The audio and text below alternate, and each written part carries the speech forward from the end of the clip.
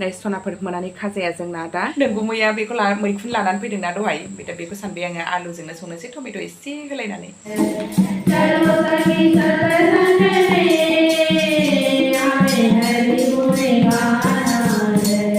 बहुत दिन के बाद टाइम के बाद हम लोग मिले हैं। देखो मैं इनको बहुत ज़्यादा मिस किया है, मेरे लिए कुछ खाने का नहीं लाई है पता। हेलो स्नाफर गुड आफ्टरनून आशा खालामो नोंथांमोना बयबो मोजां दङ आरो आंबो सिनेमायावनो मोजां दङ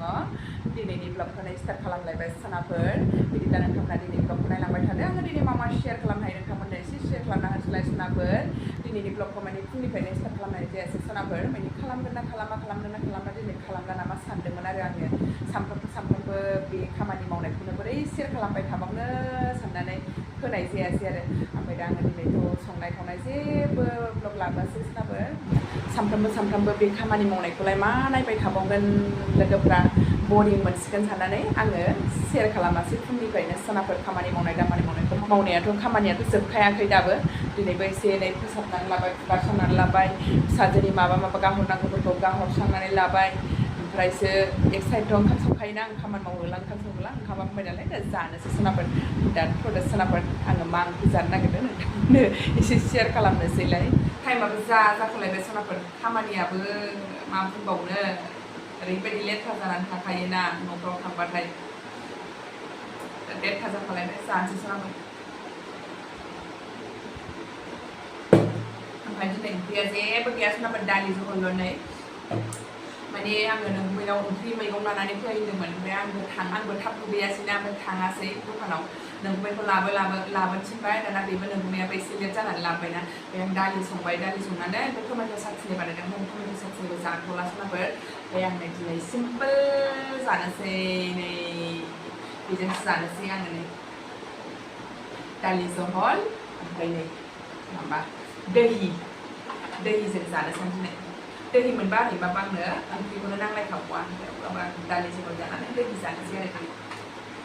फैबाय दैखौ गरम मोननाय मोनदों आङो ओंखायनो दैजों जानोसै आरो दिनै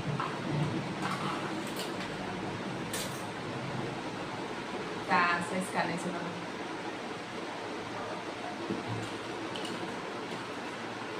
टेस्टि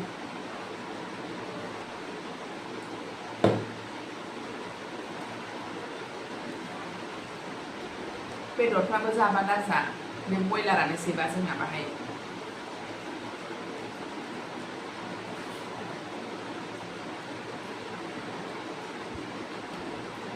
ओंखायनो जोङो सानफ्रामबो जाखाया आरो दिनैथ' समबार निरामिसखासो आं निरामिस जाखायो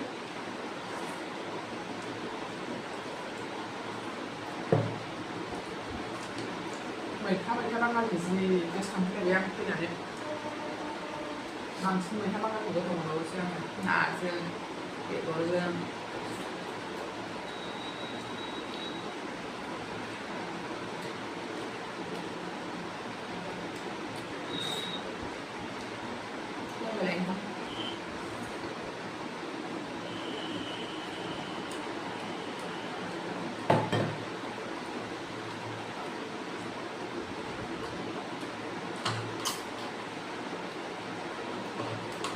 न'आव थांनाय सिगां जा हिसाब खालामदों उमुक जागोन फोरला जागोन माबा जागोन होननानै खिन्थु हजों थांनानै आन्दायहैजोबखायोसो दे बेखौबो नुयो बेखौबो जानो लुगैयो बेखौबो जानोसै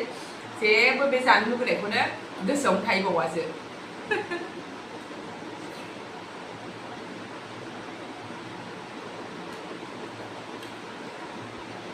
थास' आथिं एसे लाबोयोमोन जोङो नङाबालाय मैथा बांगालफोर एसे लानानै फैयोमोन एबाराव गैया लाबोनायबो जाथारासै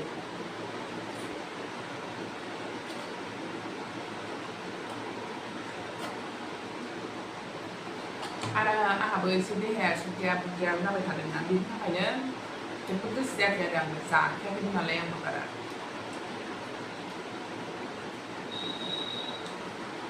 दा बाव फैनानै मा गोसोखांहरलायखो आङो थास' आबर बिराद गोथाव मोनो आं थास' आबरखौ थास' आबरजों दाउ थास' आबरजों अमाजों गोथाव जाखायो खिन्थु आं अमा जाला नालाय बे थास' आबरजों दाउखौ बिराद गोसोखांबाय आरो दा मालाय मोनजासिगोन थास' आबर मोनगासिनो दं आङो बिराद गोथाव मोनखायो आं थास' आबरखौ थारुनफोरखौ आं बारा लुबैबासो आं आबरखौसो बिराद गोथाव मोनो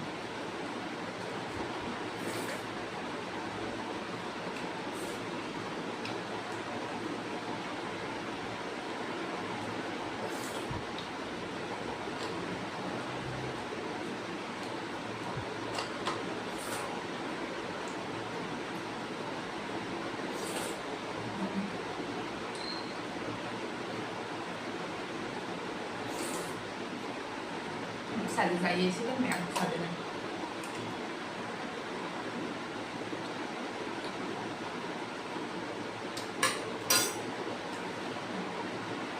जाबाय सनाफोर जाखांबाय दा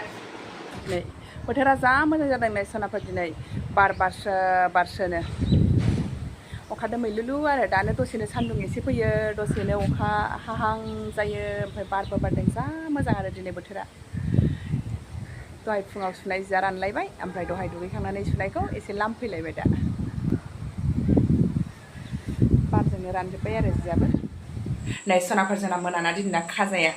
माबा मैखुनजों आलुजों संनोसै आङो दिनै माने मैखुनजों आलुजों दासिमबो जाफेरथाराखैनो बे मैखुन थफाजों आलुजोंखौ जाफेरथाराखै माने टमेट' मटर होनानैसो जाबाय थायोना ओमफ्राय दिनै आङो बेखौनो संसाबनोसै सानबाय आरो मा ओंख्रि मोनबाय थाबावनो ओंख्रियानो नोंगौ मैया बेखौ मैखुन लानानै फैदोंना दहाय दा बेखौ सानबाय आङो आलुजोंनो संनोसै टमेट' एसे होलायनानै मोनानायालाय मोनायाखैनो सनाफोर ओमफ्राय अब्लाबो संनानै गालांखानांगौलाय दा दिनै समबारना आङो मन्दिरावबो एसे थांगोन ओमफ्राय दा संनानै गालांखायाबाथाय दा लेट जालायगोन ओंखायनो बेलासियावनो संनानै गालांखाबासो टाइमाव मोनजायो आरोखि नङाबाथाय 10था साराय 10था जागुलायो ओंखाम जानायानो दाबोथ' जाखाबाय टाइमा फनि 7था जाखाबाय होमबाबो मोनायाखैना ओंखायनो आं माबार संनानै न'आव एसे फुजा होनानै मन्दिराव एसे थांनोसै दिनै वाकिंबो खालामनाय जाबावनायसो नङा माने जोंना सिङावनो बेयाव मन्दिर दङ नालाय बयबो थाङो लेडिसफ्रा ओमफ्राय आंबो थांबाय थायो आरो समबार बिस्थिबाराव थाङो आङो बांसिन ओमफ्राय ओरैनो बारा थांलाबायनाय जाया माने निरामिस जानाय जाया नालाय बांसिनानो दस्रा दिनाव दावदै जानाय जायो ओंखायनो आङो समबारजों बिस्थिबारजों थाङो आरो दा दाखालि बिस्थिबाराव थांनाय जायासै ओमफ्राय फैनायनिफ्राय आङो दासिमबो थांनाय जायाखै नालाय मन्दिराव दिनै थांनोसै आरो आंनि सिगांनि ब्लग नायग्रा लोगोफ्राथ' मिथिखागौ जोंनि सिङाव मन्दिर दं होननानै आङो शेयार खालामबायबो थाखायो नालाय जायहा गोदान बिसोर मिथिया जागोन आरो दिनै एसे शेयार खालामना होगोन सनाफोरानो दा मन्दिर मैखुनजों आलुजोंथ' संनो होनबाय नै सनाफोर ओमफ्राय दाना ससेयाव आन्दायनाय मोनबाय आरो आं मैखुनखौ ना बायदि खांनानै दोननो ना बेदर बायदि संनो सानबाय मैखुनाबो राखेब ओमफ्राय अब्लाबो एसे खांनानै दोनथ'बाय आङो दसे आलुखौ एवनानै ज' संफिनसैसो आङो मैखुनाबोथ' मोननो टाइम लागोन बायदि मोनबाय आं फार्स्टआव गेब्लेगोन ना मागोन सानदोंमोन आरो आं दिनैसो फार्स्ट टाइम संनाय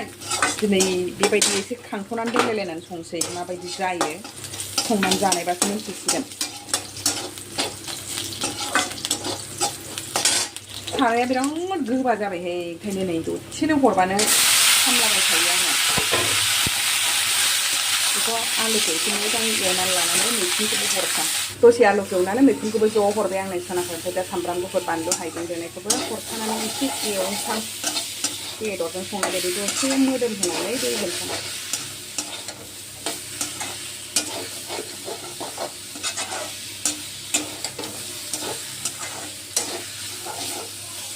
फिसाजोनोबो गाइखेर होनोसै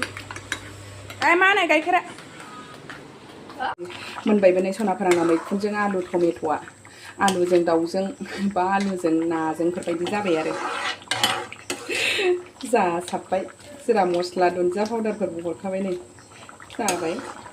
दा नै सनाफोर आंनि फिसा मन्दिराव फुजा होखांलायबाय दा एसे मन्दिराव थांनोसै ओमफ्राय ओरैबायदि गरम मोनबायना सनाफोर फांखा होआखैना आङो फांखा होबाथाय बे दियाया गोमोरनो नागिरो नालाय ओंखायनो आङो फांखा होआखै आरो दा आङो थांनोसै मन्दिराव माने आरति टाइमबो जानोसै ना आरतियाव लोगो मोनहैबा मोजां मोनो आं माबार खारलांसै फाइनेलि नै सनाफोर आङो दा मन्दिराव सफैबाय जोंनि इउनिटनि मन्दिराव फुजायाबो स्टार्ट जाबाय ओमफ्राय दा जोङो भजन गादों नालाय बेखौ नोंथांमोननो एसे शेयार खालामसै आङो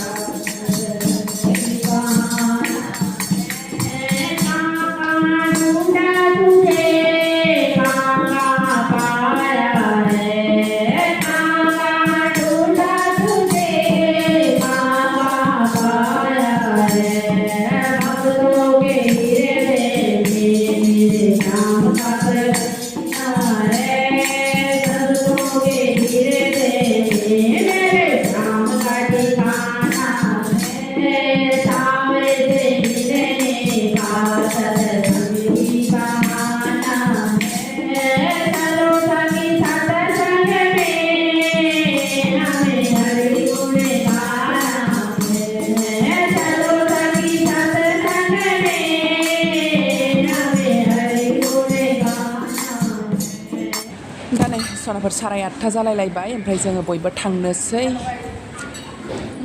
अनजु दीदी आ गई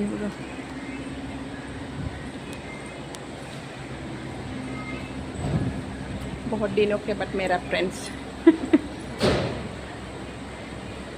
बहुत दिनों के बाद काफी टाइम के बाद हम लोग मिले हैं देखो मैंने इनको बहुत ज़्यादा मिस किया है मेरे लिए कुछ खाने का नहीं लाई है पता है आपको क्या लाओ इतना दूर से अच्छा खराब क्या हो पूरा किया जाना मेरे था साथ। खराब हो जाना था बहुत दूर है ना और डायरेक्ट भी नहीं आया फिर इधर से बेंगलोर गया बेंगलोर से फिर इधर इधर इधर घूमना पड़ा